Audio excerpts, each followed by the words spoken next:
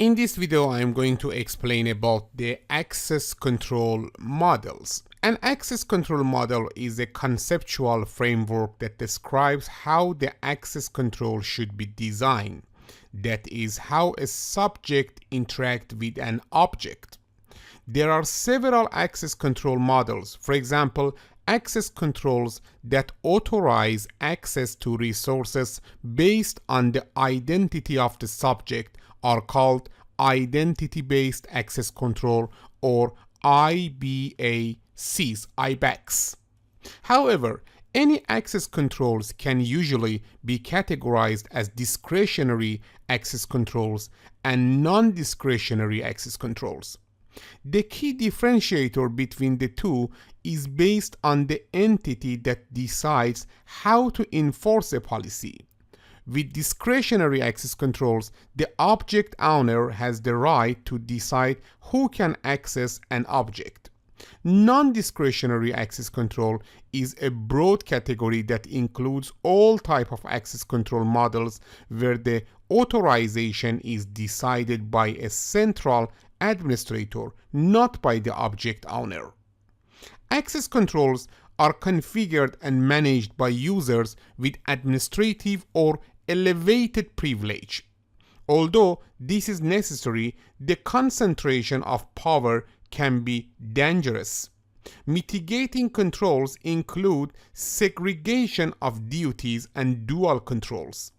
Segregation of duties requires that tasks be assigned to individuals in such a manner that no one individual can control a process from start to finish.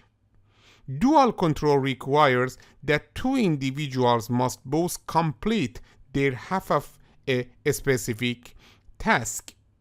Oversight of user and administrator access reflects best practices and, in many cases, a regulatory requirement. At a minimum, 3 categories of user access should be logged and analyzed: successful access, failed access, and privileged access. It is incumbent on the organization to institute a log review process as well as incident responsive procedures for at-risk or suspicious activity.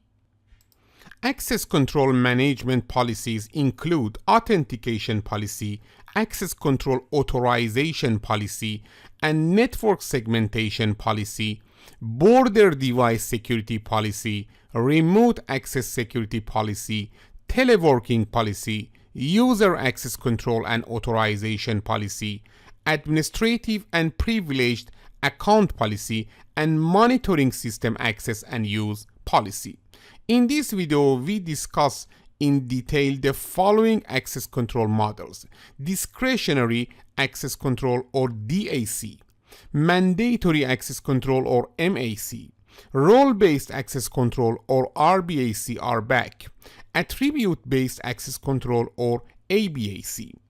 Actually, this table provides an overview of the access control models described in this video. About the DAC, let me to review them. Access control model DAC: the access decision and permission are decided by the object owner, as I described before. And about the MAC, access decisions are enforced by the access policy enforcer. For example, the operating system, it uses security labels. About the RBAC, access decisions are based on the role or function of the subject. And finally, about the ABAC, access decisions are based on the attribute or characteristics of the subject, object, and environment. About this table, actually this summarizes the pros and cons of each access control model. We will better understand them in this video, but for now let me to review them. About the DAC access control model, MAC, RBAC, and ABAC, here we can review them. For example, DAC pros: simpler than the other models. MAC, a strict control over information flow. RBAC, scalable and easy to manage. And ABAC, flexible. About the cons, DAC, security policy can be bypassed, no centralized control. MAC, complex administration. RBAC, increase in role definition. And ABAC, more complex compared to DAC or RBAC.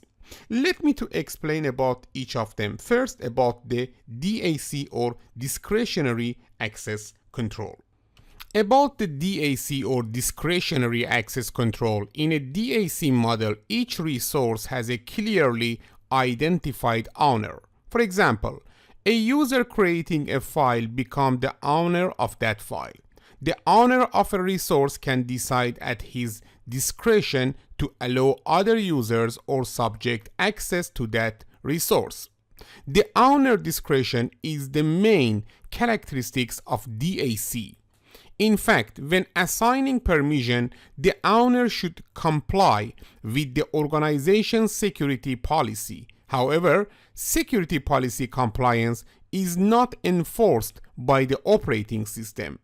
When the owner allows access to a different user, he would also set access permission, for example, read, write, or execute, for the resource specific to the user.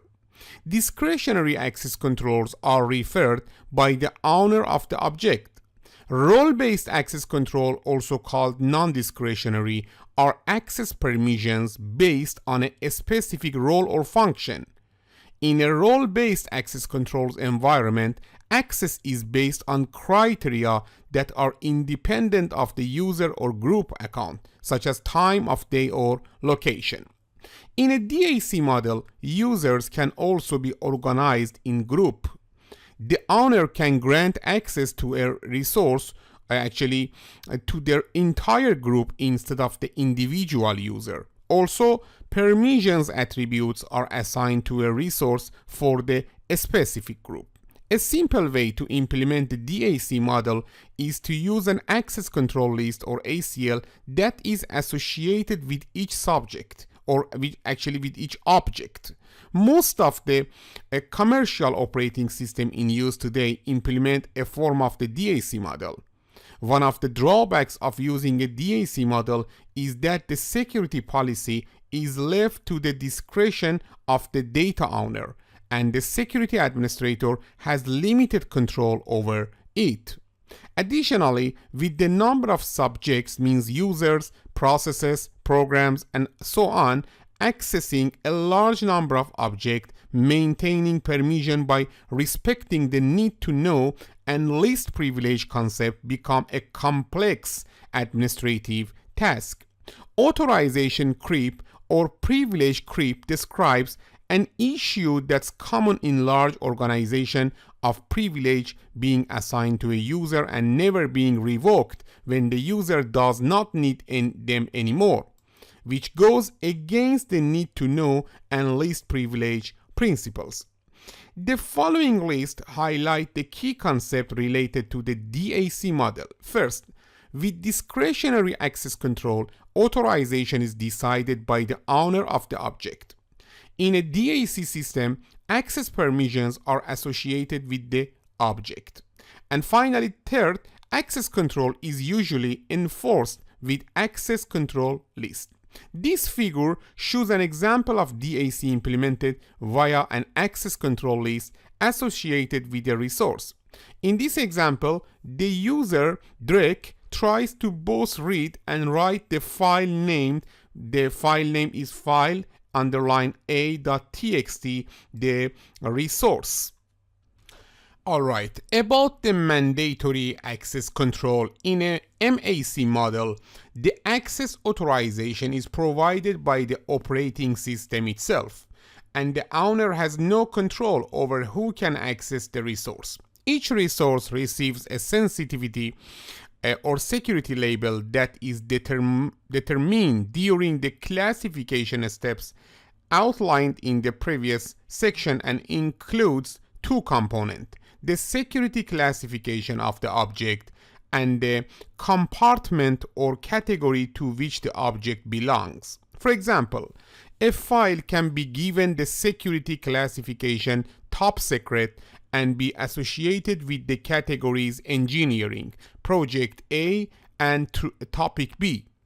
A label is also attached to each subject, and I indicate the clearance level of the subject. As noted previously, examples of security classifications are top secret, secret, confidential, and unclassified for military and governmental environment, and confidential, private, sensitive, and public for the commercial sector. Categories, on the other hand, can be anything that is meaningful for the organization. This can be work groups, projects, business units, and so on. The system using a MAC model would authorize access to an object only if a subject has a label that is equal to or, for hierarchical systems, superior to the label attached to the object. In a hierarchical system, a label is superior if it has the same or higher classification and include all categories included in the object security label.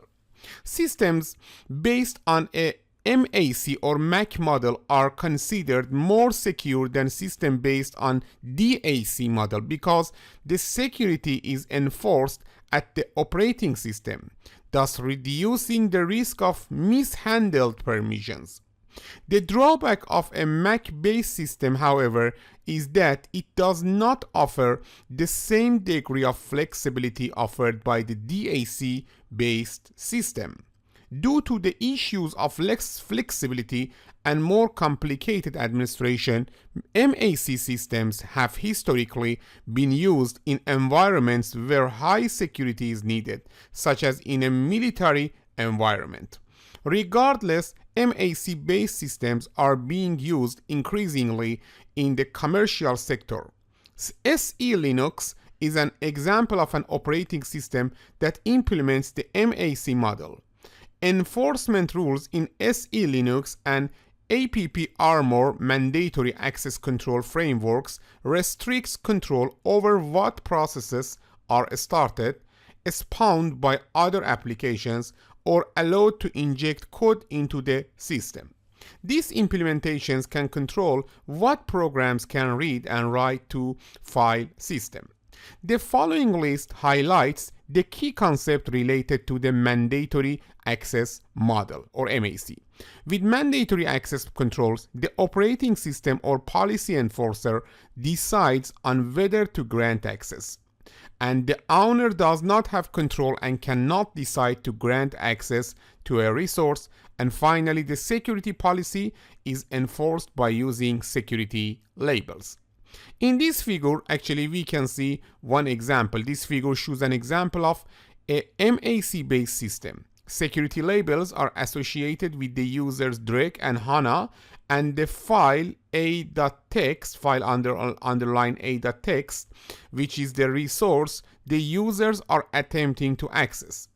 In this example, direct has the clearance level and category matching the classification and category of file underline a text, so access is granted, as you can see. And the second user, HANA, does not have the clearance necessary to access file underline a text, so access is denied. Now let me to explain about the role-based access control or RBAC. The RBAC model uses a subject role to make authorization decisions. Each subject needs to be assigned to a role. However, the assignment is done by the system administrator. This is called user assignment or UA. Each role is then assigned permission over an object. This is called permission assignment or PA.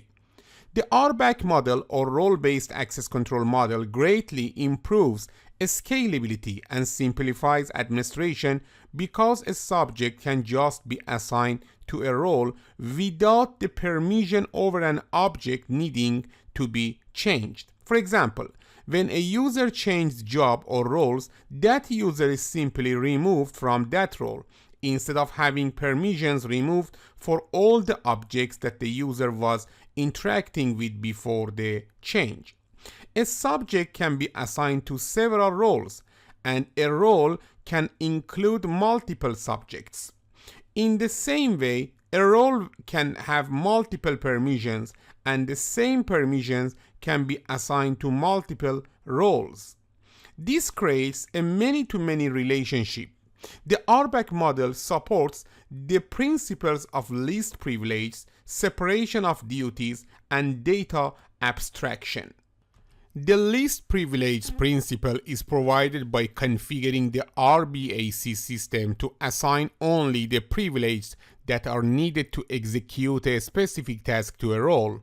Separation of duties is obtained by configuring the system so that two roles that are mutually exclusive are needed to finish a task.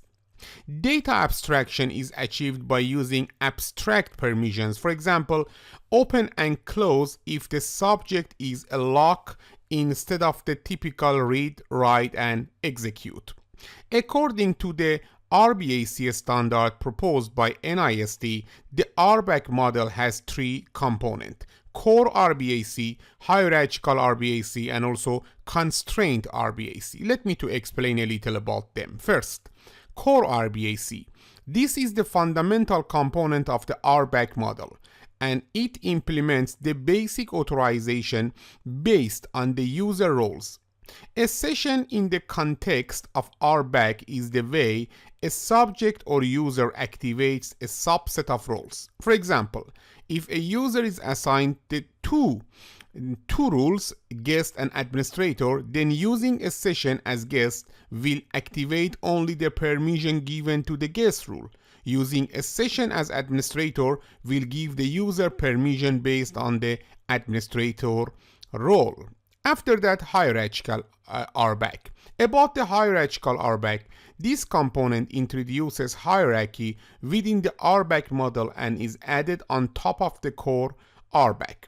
This component facilitates the mapping to an organization which is usually structured in a hierarchical way. In simple terms, hierarchical RBAC allows permission inheritance from one role to the other. For example, the head of multiple business units may inherit all the permissions assigned to each business unit, plus have the permission assigned to the head of business unit's role itself. After that, constraint RBAC. About the constraint RBAC, this component introduces the concept of a separation of duties. The main goal of this component is to avoid collusion and fraud by making sure that more than one role is needed to complete a specific task. It comes in two subcomponents. First, a static separation of duty or SSOD. Second, dynamic separation of duty or DSOD. About the SSOD, this subcomponent puts constraint on the assignment of a user to a role. For example, the same user whose role is to implement the code of a product should not also be part of the auditor or assurance rule. If this component is built on top of hierarchical RBAC, it will take permission inheritance in consideration when the constraint is formulated. About the DSOD, this subcomponent also limits the subject of user access to certain permissions. However, it does so in a dynamic way during a user session rather than forbidding a user or role relationship. That is, it uses a session to regulate which permissions are available to user. For example, a user could be in the role of code implementer and the role of code auditor, but will not be able to get permission as code auditor for code that the user implemented herself. Although the RBAC model offers higher scalability than a DAC-based system, in complex organizations, the RBAC model would lead to a great expansion of roles, which would increase the administration and management burden. This is one of the drawbacks of this model.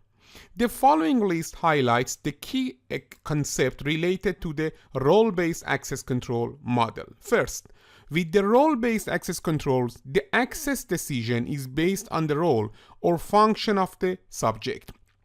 The role assignment is not discretionary, so users get assigned to a role based on the organization's policy. And then permissions are connected to the roles, not directly to the users. This figure shows an example of an RBAC system. Users can map to multiple roles and vice versa. Each role has permission assigned, which are sets of operations that can be executed on resources. Alright, now let me to explain about the attribute-based access control, or ABAC. ABAC is a further evolution in access control models that takes into consideration factors beside identity or role. These factors could include the location of access, time or temporal constraints, the level of risk or threat, and so on.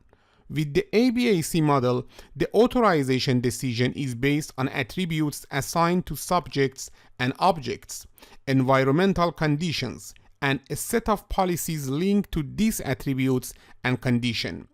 Attributes are defined as characteristics that belong to a subject or user, object or resource, or environment. For example, a subject attribute could be name, nationality, organization, role, ID, security, clearance, and so on. Examples of object attributes are name, owner, data creation, and so on. Environment conditions are contextual information associated with the access request.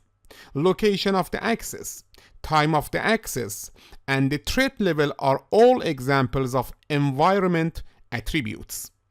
Every object should also be associated with at least one policy that regulates with operations a subject with certain attributes, given some environmental constraints can perform on the object. For example, a policy could be formulated as all engineers who work in the security business unit and are assigned to the next generation firewall projects are allowed to read and write all the design documents in the next generation firewall project folder when connecting from building A. In this example, being an engineer belonging to the security business unit and being assigned to the next generation firewall project are all attributes that could be assigned to a subject. Being a design document within the next generation firewall project folder is an attribute that could be assigned to the object, the document. Read and write are the operations allowed by the subject over the object. Building A is an environment condition. Because roles and identities could be considered attributes, RBAC and ABAC system could be considered instances of an ABAC system. One of the best known standards that implement the ABAC model is the Extensible Access Control Markup Language, or XACML. Another model that can be considered a special case of ABAC is called role-based access control. In reality, this is not a well-defined model and includes any access control model that implements some sort of rule that governs the access to a resource. Usually, role-based access controls are used in the context of access list implementation to access network resources. For example, where the role is to provide access only to certain IP addresses or only at certain hours of the day. In this case, the IP addresses are attributes of the subject and object, and the time of the day is part of the environment attribute evaluation. The following list highlights the key concepts related to the ABAC model. First, with attribute-based access controls, the access decision is based on the attribute associated with subjects, objects, or the environment. Second, attributes are characteristics that belong to a subject, means user, object, means resource, or environment. And third, user role, identity, and security classification can be considered attributes. This figure shows an example of ABAC. User A has several attributes including a role, a business unit, and assigned projects. File A also has several attributes including the file category and the project folder. An environmental attribute, the user location, is also considered in this scenario. The access control rule is defined as follows. All engineers who work in the security business unit and are assigned to the next generation firewall project are allowed to read and write all the design documents in the next generation firewall project folder when connecting from building A. In previous example, the conditions are satisfied and access is granted. But in these two figures, however, access is denied because user B's attributes and the environmental condition respectively do not satisfy the access rule. For example, in the left figure, as you can see here, we have ABAC implementation, access denied due to user attributes. All engineers who work in the security business unit are assigned to next generation firewall project are allowed to read and write all the design document in the next generation firewall project folder when connecting from building A. As you can see here, the project is next generation firewall sales, but here you can see are assigned to next generation firewall project.